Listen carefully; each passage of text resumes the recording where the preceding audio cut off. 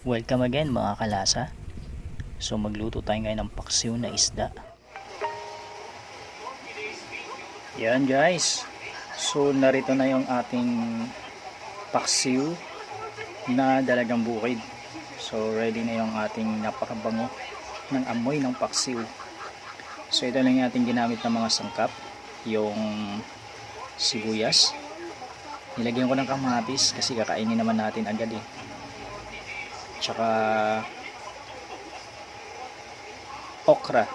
So kaunti lang yung mga sahog na or kaunti lang yung mga sangkap na ginamit ko dito guys. So ready na tayo. Nilagyan ng paminta, suka, asin. Yan, so paminta. Yun, ready na ito guys. So nakakagutom na.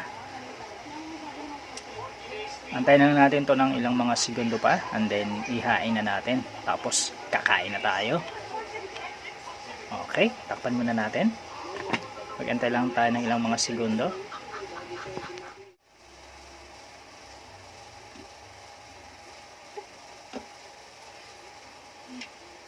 Okay guys, ito na siya.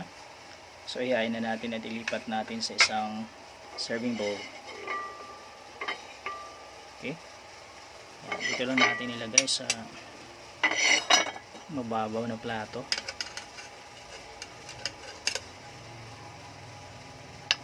Okay. Ito.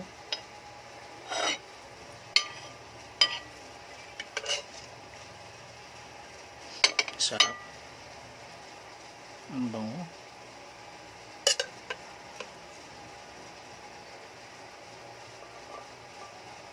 Okay. Then, ilagay yung mga sangkap. Lalaway na ako.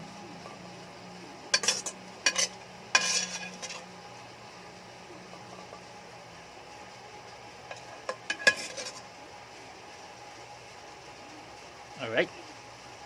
So, yun. Okay, nandito na yung ating finished product. So, napakasarap guys, ano. Simpleng ulam, pero mabubusog ka na, ano. Isda lang guys, masaya na ako. At least healthy pa, di ba? Compare sa karne na ano, hindi naman masama ang karne, huwag lang parate. Pero mas favorite ko talaga isda. So okay, titikman na natin yung ating niluto. Unahin natin yung kamatis. Samahan na natin ng okra.